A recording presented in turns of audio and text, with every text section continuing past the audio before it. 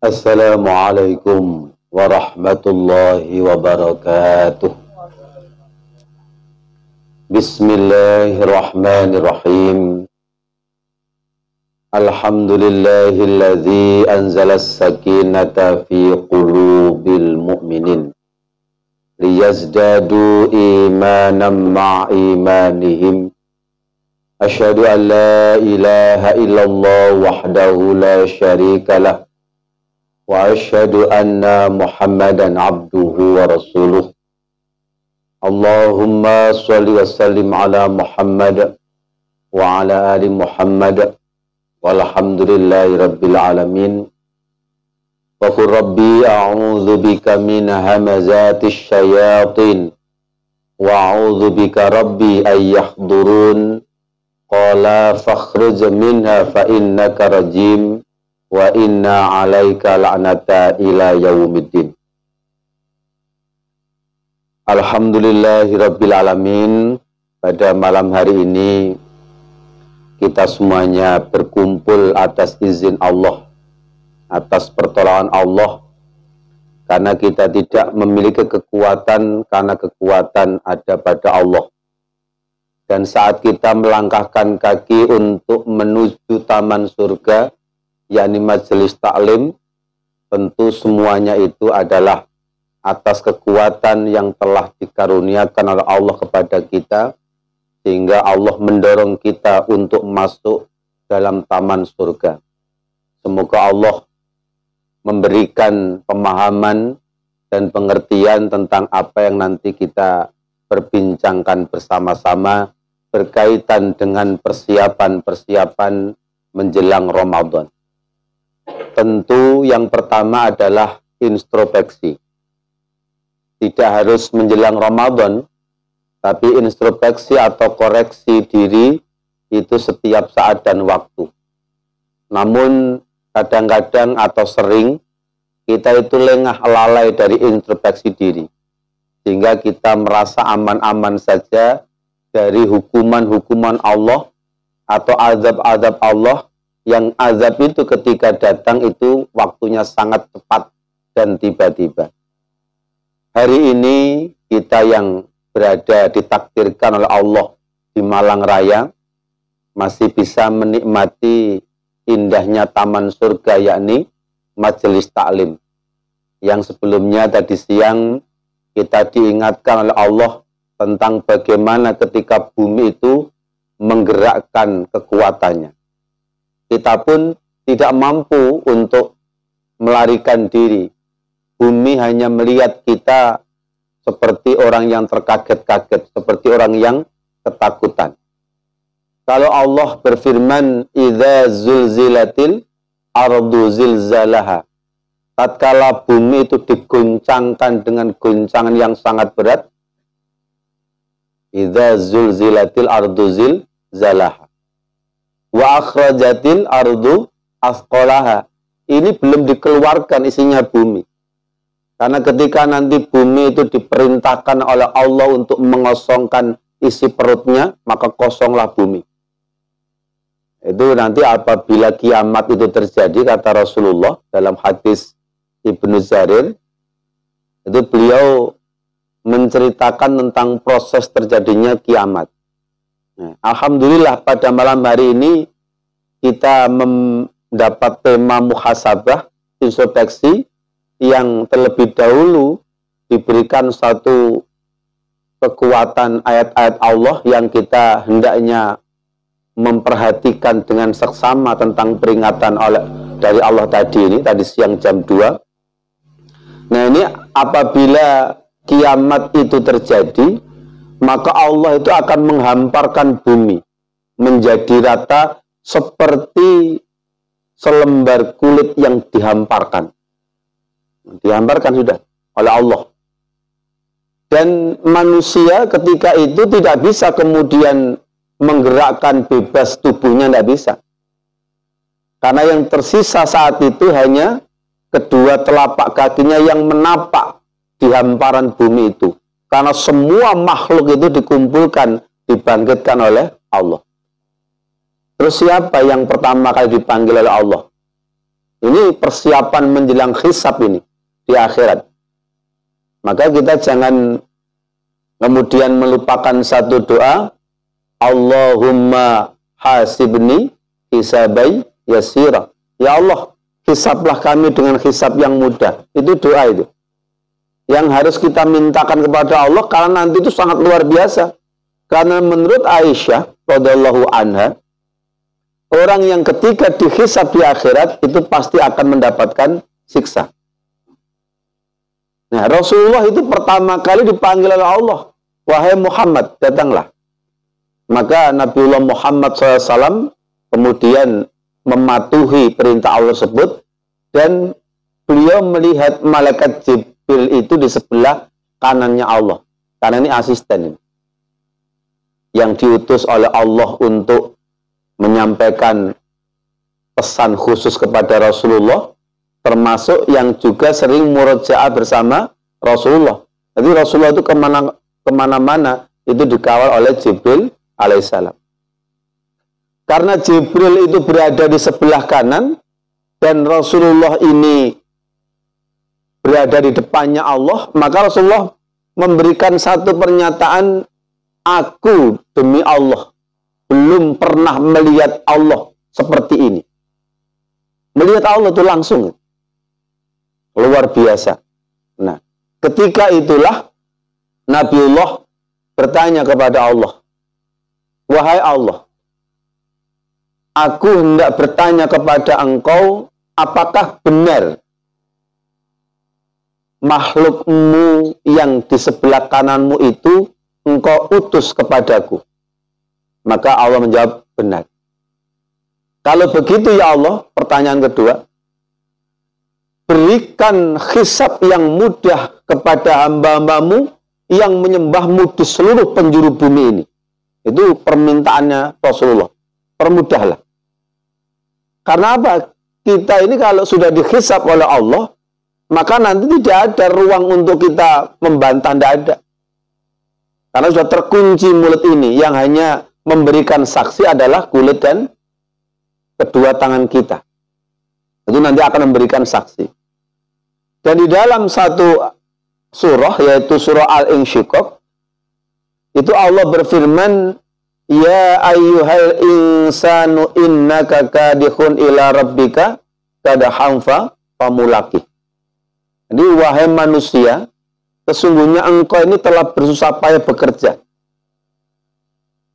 Tetapi bekerjamu ini kemana engkau arahkan? Sungguh-sungguh kepada Allah atau di luar Allah? Wahai manusia, sesungguhnya kamu telah bekerja dengan sungguh-sungguh menuju kepada Rabbmu, maka pasti kamu akan menemuinya.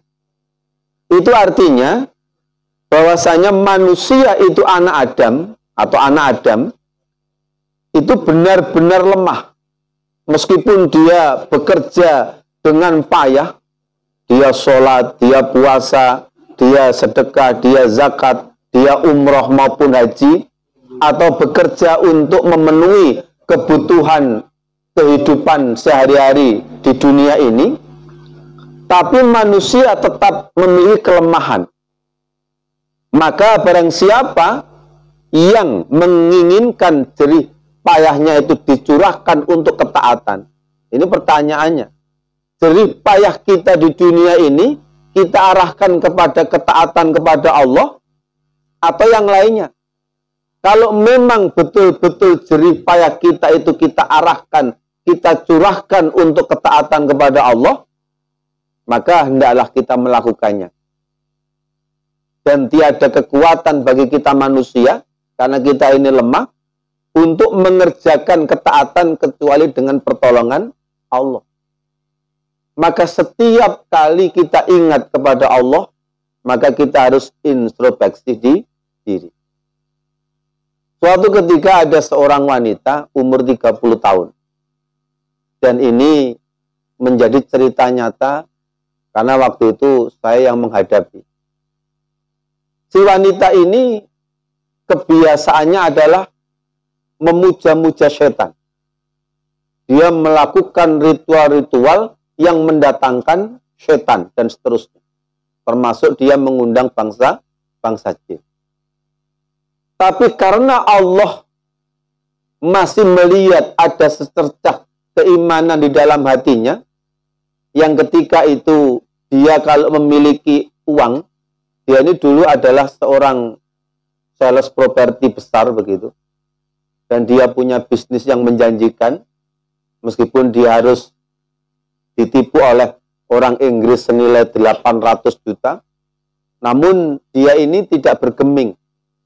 Dia ini punya cita-cita, meskipun kebiasaannya melakukan ritual-ritual kemusyrikan, namun dia ini masih ingat akan fakir miskin, ingat akan yatim piatu, ingat akan pondok, ingat akan masjid atau musola, masih ingat.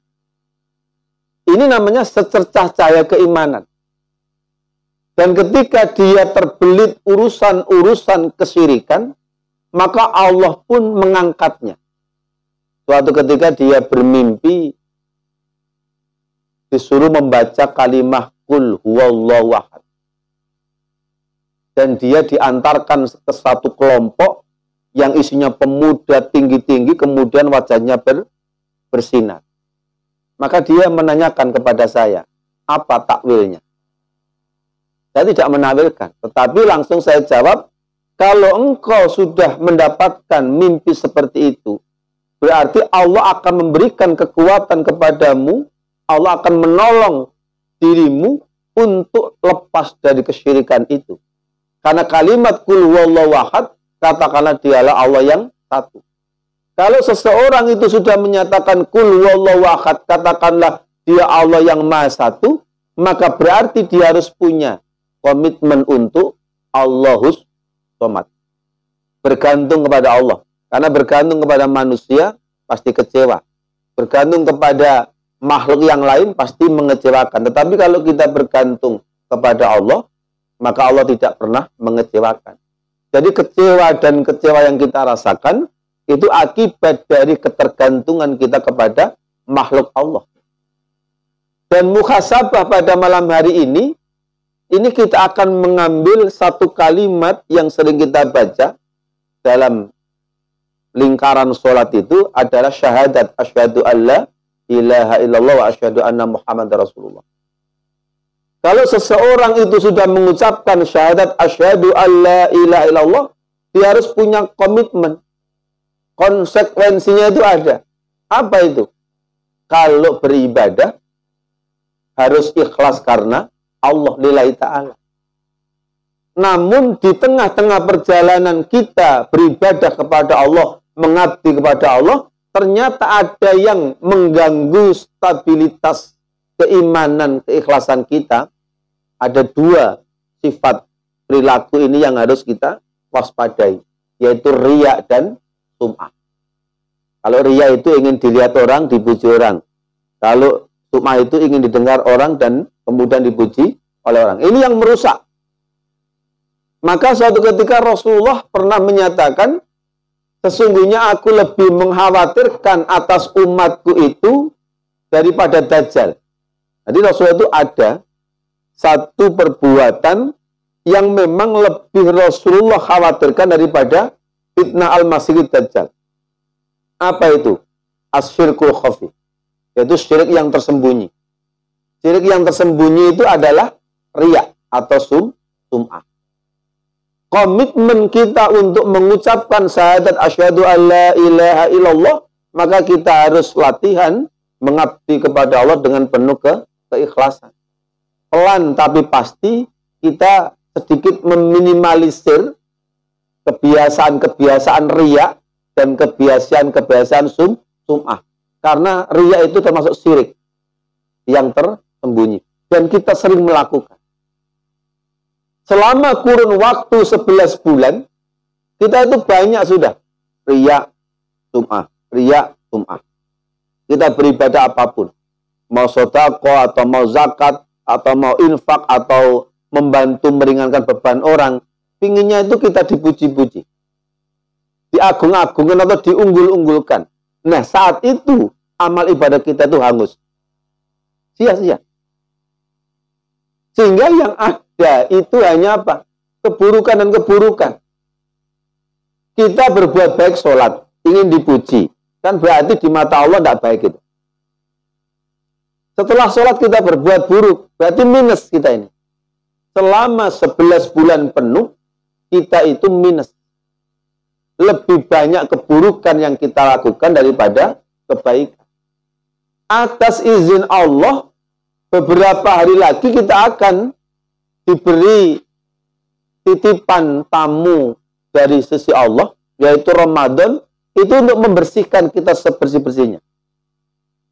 Maka kalau ada persiapan bulan Ramadan seperti ini, kita sudah harus menyiapkan, ya ibaratnya kalau kita kedatangan tamu yang sangat luar biasa, yang sangat agung, yang sangat keren begitu, misalnya dapat tamu seorang presiden, tentu semuanya akan kita bersihkan. Maka sebelum Ramadan, ayo kita bersihkan rumah kita, sesuai dengan kadar kemampuan kita masing-masing. Yang belum tertata rapi, kita tata rapi. Yang kemudian agak bau tidak sedap di rumah, ayo kita kemudian wangikan. Kalau kita masih punya sesuatu yang bisa mewangikan. Persiapan-persiapan lingkungan itu harus ada. Alhamdulillah pada pekan kita ini sudah rapi menjelang Ramadan. Dan insya Allah nanti kalau sudah sholat tarawih begitu, ya insya Allah sudah nyaman suasananya. Ketika siang, santai di bawah sini, kemudian baca-baca kitab atau baca apa gitu, sudah terasa nyaman sambil tiduran. Kita buat suasana yang sangat menyenangkan. Suasana indah, suasana gemerici air di kolam, atau musola yang bersih, atau yang lainnya. Suasana seger. Itu nanti akan membangkitkan semangat ibadah. Maka dipersiapkan itu, yang pertama, lingkungan dulu dibersihkan.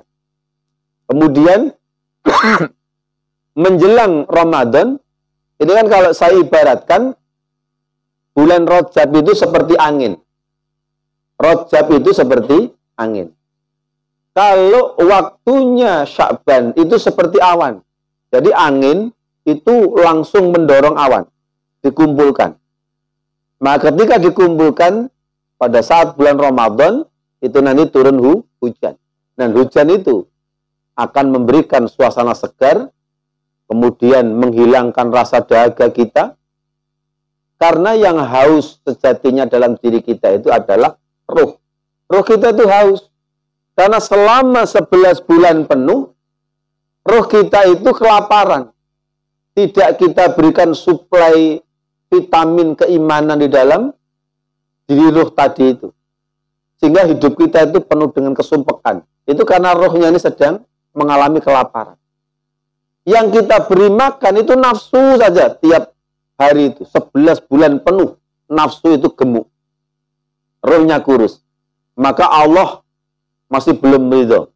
Allah berikan waktu khusus di mana Allah memenjarakan nafsu. Nafsu di penjara sementara.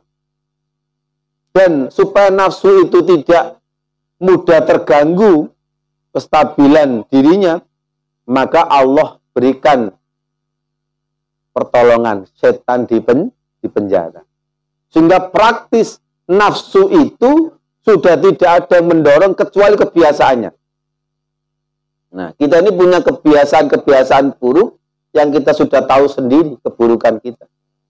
Maka muhasabah itu adalah upaya untuk mengoreksi semua perbuatan, sikap, ucap, pikiran, kemudian insting yang menyimpang dalam diri kita ini terarah kepada keburukan atau terarah kepada kebaikan. Tapi yang jelas kita harus sadar atau tidak sadar, rumongso atau gak rumongso, mesti ngerasakno diri kita ini banyak kesalahannya selama 11 bulan penuh itu. Makanya sekarang kita harus persiapkan, kurang 2 hari, Ramadan akan tiba, dengan segala apa yang dibawanya, termasuk rahmat dari sisi Allah, ampunan dari sisi Allah, keberkahan dari sisi Allah, kemudian kesehatan, karena ada kalimat sumuta tasdiku. Berpuasalah, maka engkau akan sehat. Orang yang terkena orang yang terkena asam lambung, orang yang terkena penyakit-penyakit kronis, itu insya Allah akan sembuh dengan puasa. Jika dia memang betul-betul yakin. Nah, oleh karena itulah Allah memberikan tanda-tanda atau ayat-ayatnya pada hari ini untuk kita semuanya. Jadi beriringan. Nah, termasuk yang luar biasa ketika wa idzal ardu muddat. Tatkala bumi itu muddat. Muddat itu artinya diratakan. Ini belum diratakan ya, masih gempa saja. Kita sudah kalang kabut, kita ketakutan luar biasa.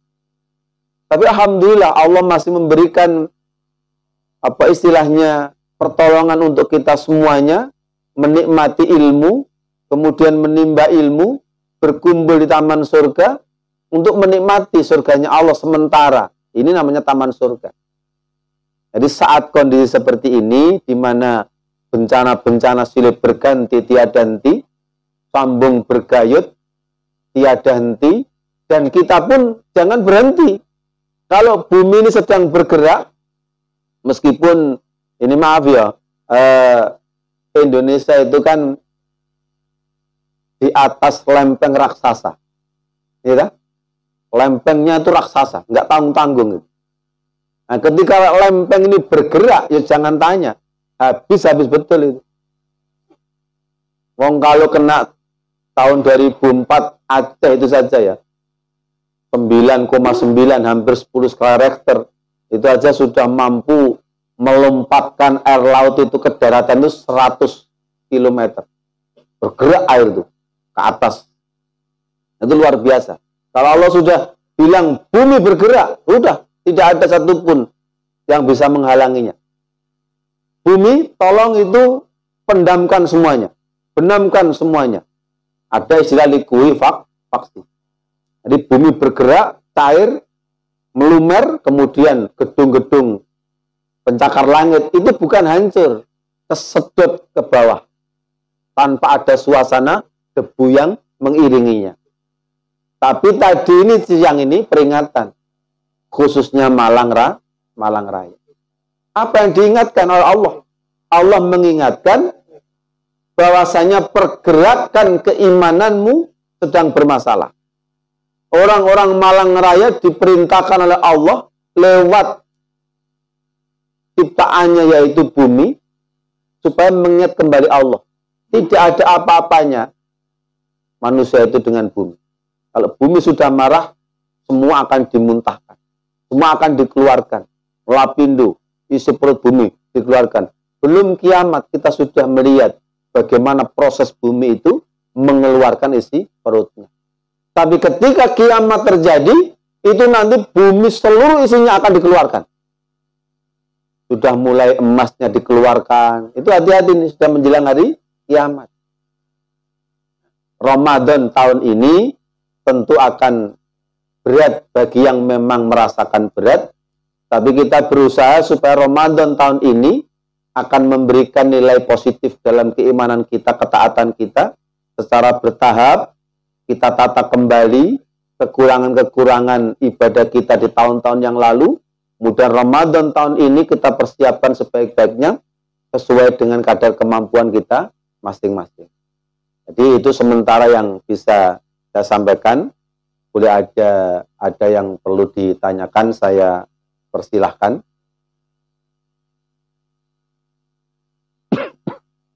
Ibu, Bapak, dan teman-teman sekalian, bertanya terkait dengan tema kita muhasabah atau mengevaluasi diri, yang tipe dasar dan bawah manusia itu kadang lupa mengintrospeksi diri, mudah menyalahkan orang lain, tapi lupa dirinya juga ada salah.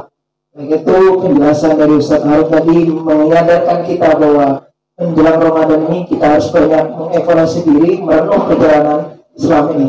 Bahkan ada yang mau bertanya, bisa langsung atau bisa juga melalui surat atau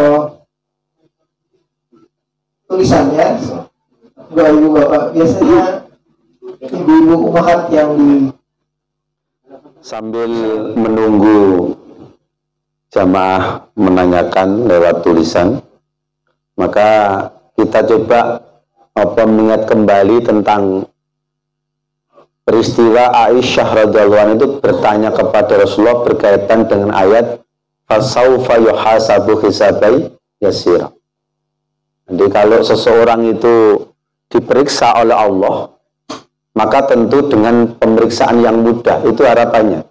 Tapi di sini ini untuk golongan-golongan kanan, golongan-golongan yang penuh dengan perbuatan-perbuatan yang baik, itu nanti dia akan dihisab dengan mudah.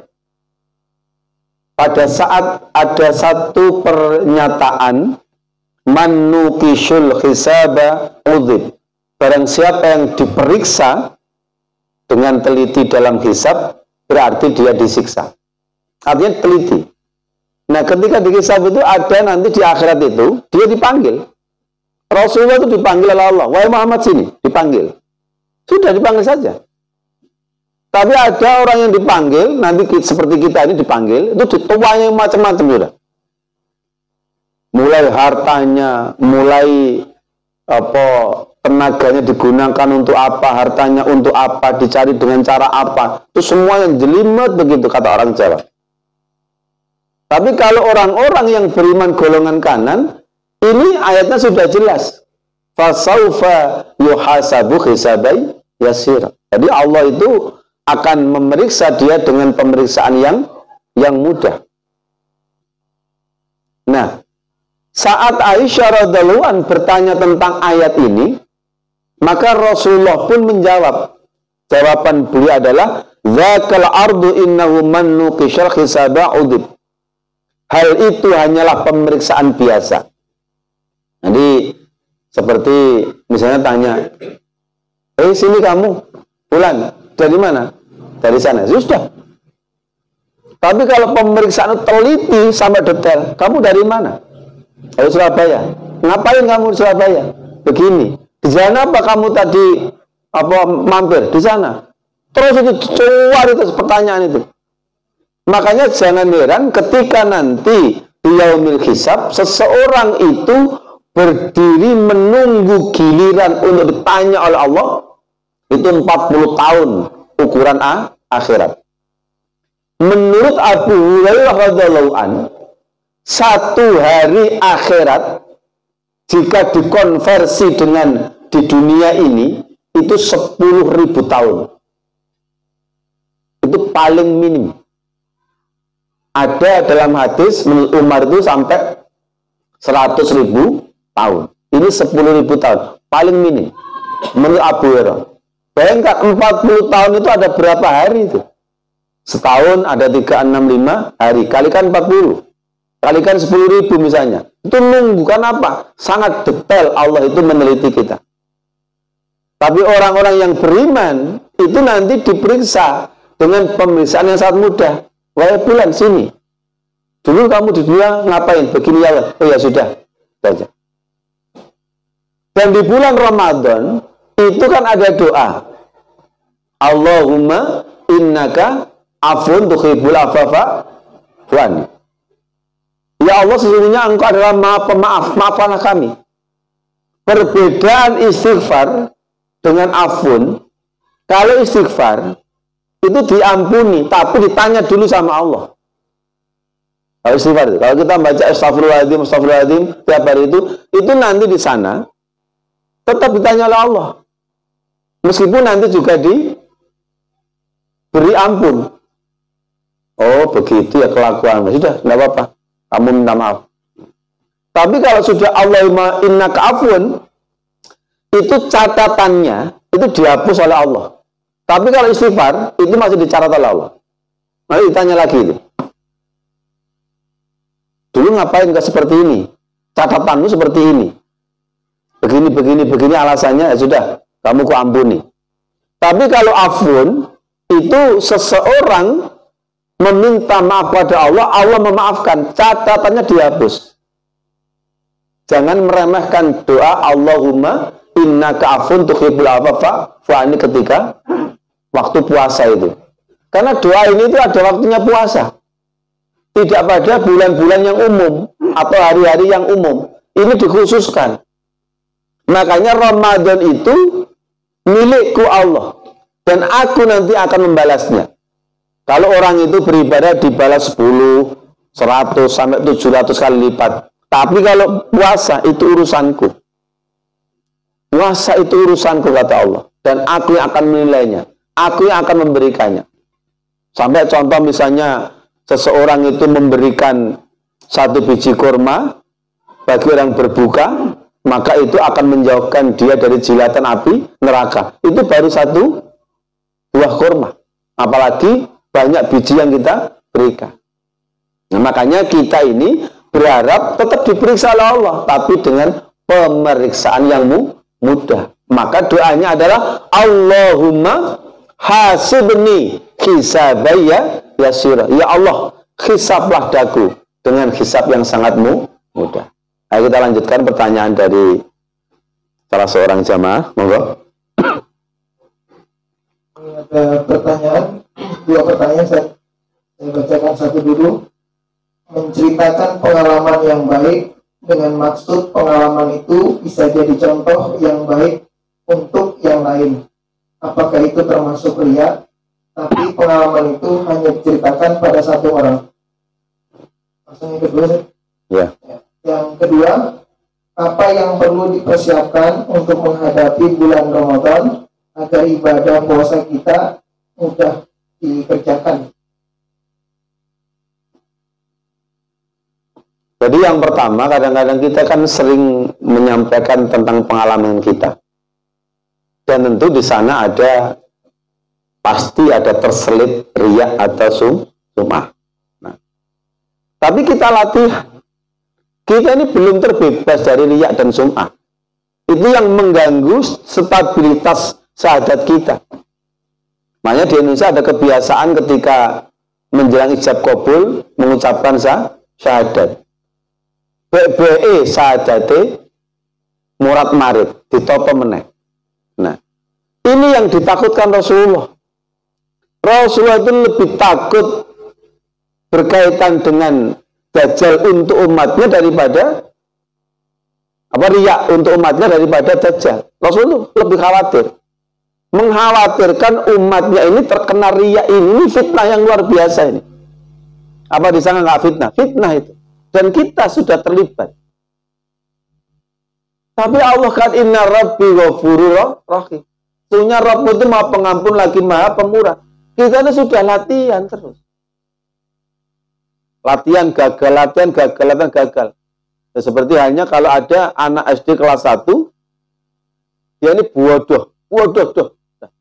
Nilai itu 5, semua mata pelajaran 5. Tapi datangnya awal. Semua anak-anak yang pandai itu belum datang, dia sudah datang duluan sambil bersih-bersih kelas. Gurunya tahu, wali kelasnya tahu, anak ini bodoh. Jelas tidak masuk kelas, tidak akan naik ke kelas. Tidak akan pernah ini. Tapi karena dia ini betul-betul loyal, tepat waktu datangnya. Ya seperti kita ini loh. Sholat, kan tidak pernah khusyuk, ya. Paling khusyuk ya Allah Akbar itu khusyuk. Selanjutnya tidak khusyuk sampai terakhir, kan. Kan berarti ini bodoh ini. Kita ini bodoh. Kita gambarkan begitu saja. Tapi kita datangnya itu tepat waktu. Kadang sebelum adzan kita sudah menyiapkan diri di rumah Allah. Atau ketika ada panggilan Allah Akbar, kita sudah datang. Ini Allah melihat terus ini. Ini aslinya nggak lulus anak ini. Tapi karena dia itu punya niat yang kuat untuk memperbaiki diri, suatu ketika Allah angkat. Jadi seseorang itu masuk surga, itu bukan semata-mata karena ibadahnya, karena rahmat dari Allah. Jaga no sholat, jaga no poso. Wis gona apa nih poso awak dhewe iki? Rusak kabeh. Itu harus kita akui. Lah kita cerita pengalaman, kita ceritakan, tidak apa-apa. Pengalaman kok. Para sahabat juga menceritakan kepada sahabat yang lain tentang pengalamannya. Contoh, ada salah seorang sahabat, Abdullah bin Mas'ud, itu beliau ini kan setiap ada ayat yang turun, itu langsung disampaikan di depan Ka'bah. di depan orang-orang Quraisy. Tapi karena gaya bicaranya yang lantang dan beliau ini pemberani, nekat begitu, beliau sampaikan sampai dihajar habis-habisan oleh orang-orang Quraisy, hampir mati. Alhamdulillah ada Abu Bakar. Ini diceritakan kepada sesamanya supaya apa? Ada rasa semangat untuk menyampaikan dakwah. Meskipun di dalamnya ada riya. Ada riya itu. Boleh jadi. Tapi yang mengetahui riya tidaknya itu kan Allah dan kita. Bukan kita riya, bukan. Tapi mesti akan terselip riya itu. Terselip itu. Atau sum'ah, ingin didengar oleh orang lain. Pasti itu ada. Prosentasenya kita kurangi. Ini yang dinamakan syirik tersembunyi. Itu paling bahaya. Bahayanya melebihi fitnah al-masihid dajjal. Dalam hadis riwayat Imam Ahmad. Ayo kita latihan terus. Karena kita tidak mungkin. Bersih total itu tidak akan mungkin. Kecuali Allah yang menurunkan kekuatan untuk membersihkan kita. Itu kita usaha terus. Jangan surut, jangan pantang mundur. Kita sudah maju terus, jangan mundur. Jadi jangan putus asa. Nah, kemudian yang kedua, apa yang perlu dipersiapkan ketika Ramadan? Biar dimudahkan. Nah, biasanya Ramadan itu ringan ketika kita sudah saling memaafkan. Suami memaafkan istri, istri memaafkan suami. Siapa yang paling cepat lebih duluan minta maaf, itulah yang paling baik. Makanya nanti kita sebelum bubar majelis taklim ini, kita saling bermaaf-maaf. Semoga nanti Ramadan itu bisa lebih ringan. Kalau misalnya punya orang tua di luar sana, tidak di sekitar sini, ya telepon. Kalau memang telepon kok dirasa kurang kuat begitu, ya sudah datangi pulang saja, minta maaf, minta ridho beliau, karena kita akan menjamu tamu agung. Atau dikumpulkan, satu keluarga mengumpulkan dengan anak-anaknya, nanti setelah sholat misalnya berjamaah, kemudian dikumpulkan anggota keluarga, saling memaafkan atau diberi atau 1-2 patah kata, kemudian kita sampaikan, ayah ini terlalu keras, sangat ekstrim, sangat begini, suka menamparmu, suka menempelengmu, atau suka mencaci maki dirimu, maka ayah minta maaf, belum Ramadan, minta direlakan. Itu yang diantaranya yang memudahkan untuk Ramadan. Dan Ramadan itu akan bisa kita jalankan dengan penuh semangat kalau sebelum Ramadan kita sudah semangat. Nah, bulan-bulan kemarin kita nggak semangat kok. Orang itu sesuai kebiasaannya. Nah, kebiasaannya sholat jamaah. Kalau kebiasaannya ngaji, ya ngaji. Nggak peduli itu Ramadan, nggak Ramadan, dia tetap ngaji. Tapi kadang-kadang ada seorang itu Ramadan, gedung ngaji itu khataman aja. Nanti selesai itu tidak khataman sama sekali. Aku wis pengen khataman ping 10 atau Ramadan. Wis ini gak usah khataman meneh wis. Kadang-kadang ada seperti itu. Tapi kita ini Allah tahu, kita ini punya kebiasaan, punya amalan yang kita harap ini ringan tapi lumintu.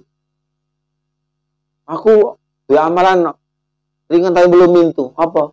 Ngomeli bojoku. Nah, itu dudu amalan buruk. Lumintu. Nyeneni. Dan kadang-kadang kita tuh suka marah. Harus kita akui. Kadang marah itu dilontarkan dalam bentuk kalimat lantang, atau marah itu kita pendam dalam perasaan hati sehingga kita ada rasa jengkel begitu. Untung belum dikeluarkan. Nah, kadang-kadang kita memiliki raut muka yang tidak menyedapkan, tidak enak dipandang, mata cemberut begitu, itu juga termasuk keburukan. Maka kita muhasabah. Bagaimana mungkin malaikat Israel akan datang kepada kita dengan suasana yang mesra begitu seperti Rasulullah ketika didatangi oleh malaikat Israel kalau kita tidak latihan. Jadi kita ini wajah kita secara fisik, wajah hati kita itu sudah hitam legam. Maka Ramadan itu fungsinya adalah membersihkan kembali. Jadi yang untuk memudahkan Ramadan supaya kita mudah, pertama-tama itu adalah memaafkan. Memaafkan tetangga, memaafkan saudara, memaafkan teman, memaafkan pasangan, memaafkan anak-anak kita. Saling bermaaf-maafan. Nanti Allah akan berikan kemudahan. Buktinya, kan dianjurkan ketika Ramadan itu baca doa Allahumma innaka afun tuhibbul afwa fa'fu anni. Bagaimana mungkin Allah akan maafkan kita? Wong sebelum Ramadan kita tidak mau memaafkan kesalahan orang lain kok. Memaafkan dulu. Nanti Allah akan berikan kemudahan-kemudahan. Paham ya? Nah, insya Allah. Kalau ada yang lain silakan. Jadi jawabannya, jadi ketika kita bercerita tentang pengalaman kesuksesan ada orang tua menyuruh kita, mungkin yang perlu dicek lagi kata Ustadznya adalah niat kita. Apakah niat kita itu karena ingin ria atau karena ingin ujub? Biasanya kalau orang cerita diri biasanya muncul ujub, bangga. Nah, oleh karena itu untuk menghindari itu mungkin diawali dengan mohon maaf ya ini bukan ria. Nah, itu sama juga kayaknya ya. Oke. Yang kedua, untuk memudahkan di bulan suci Ramadan, kata saya tadi bahwa saling memaafkan. Yang paling gampang nih meminta maaf, yang susah ini memaafkan atau memberi maaf itu biasanya lebih susah. Bukan sekedar memaafkan, tapi hutang juga dilunasi gitu ya. Oke, ada yang mau bertanya dari Assalamualaikum warahmatullahi wabarakatuh. Waalaikumsalam. Pelajar, ini mumpung pengajarnya banyak anak muda, mau tanya hukumnya meninggalkan puasa itu aja, dan cara menghadapi teman yang ngajak modal. Oh iya. Kasih. Hukum meninggalkan puasa dengan sengaja.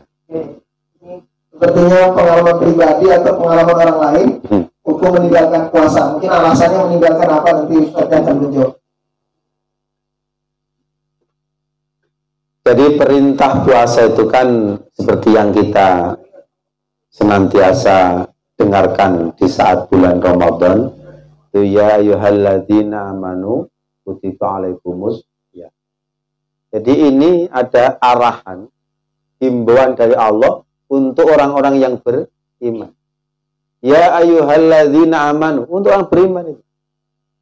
Jadi orang yang berpuasa itu insya Allah dia beriman, meskipun imannya masih dipertanyakan oleh Allah. Tapi dia sudah berusaha untuk menjadi orang yang beriman. Nah, buktinya puasa. Meskipun nanti endingnya, akhirnya itu hanya apa, lapar dan dahaga saja. Hanya capek ketika sholat, layu. Tapi dia tetap menjalankan puasa. Seruannya untuk orang-orang yang beriman. Di situ tidak ada seruan, ya ayyuhalladzina aslamu, wahai orang-orang yang Islam. Enggak. Dia beriman itu. Ditetapkan, diwajibkan, dipastikan untuk orang-orang yang beriman menjalankan puasa. Karena nanti pada akhirnya orang beriman ini kalau sudah menjalankan puasa sesuai arahan Rasulullah, harus ada buka, harus ada sahur. Kalau buka, dia mengambil waktu yang pertama, maka dia akan mendapatkan banyak keberkahan dan kebaikan. Ketika sahur, begitu arahannya 50 ayat dibaca, itu waktunya sahur, ayat yang panjang tentunya. Itu kan arahan-arahan. Nanti pada akhirnya akan terbentuk orang-orang yang bertakwa. Ini pertama kali yang harus kita pahami, bahwasanya orang-orang yang beriman itu diserukan, dihimbau oleh Allah untuk supaya menetapi puasa. Karena ketetapan itu. Tidak bisa tidak bagi yang beriman. Tapi bagi orang-orang yang masih belajar, ya kadang-kadang puasa, kadang-kadang ke sawah, main-main, mancing, kemudian haus, nanti cari kopi, nanti pulang kok etok-etok poso, kok ya buka kan begitu. Kok bunglon loh. Jadi ketemu poso, kata poso, ketemu wong ngombe nang pinggir jalan elok ngombe, itu jenenge bunglon. Enggak apa-apa. Wong masih latihan kok. Tapi apakah terus seperti itu? Ya tidak. Latihan. Makanya barang siapa yang berpuasa kemudian dia meninggalkan dengan sengaja, maka puasa itu tidak dapat ditebus sampai kapan. Jadi hati-hati anak yang muda ini. Pokoknya anggar poso, pokoknya ini loh. Nek wis panas ya, ngewelak. Itu kan nafsu kan. Contoh misalnya. Kalau perjalanan safar luar kota begitu, kan kadang-kadang panas itu antara Surabaya, Gresik, Sidoarjo itu. Kalau saya perjalanan kan panas, siang-siang, puasa. Lihat orang jualan es itu kan enak, masya Allah. Sumpah gerengkok ya, gawe buko, es blewah, es tahu, campuri nggone gula aren, enak seger. Waktu pulang, sudah pulang di rumah, sampai di rumah, itu istri menyiapkan teh panas, diminum. Itu keinginan untuk es blewah, es tahu, es lilin, es degan itu, tidak ada. Jadi tadi itu ujian untuk si nafsu.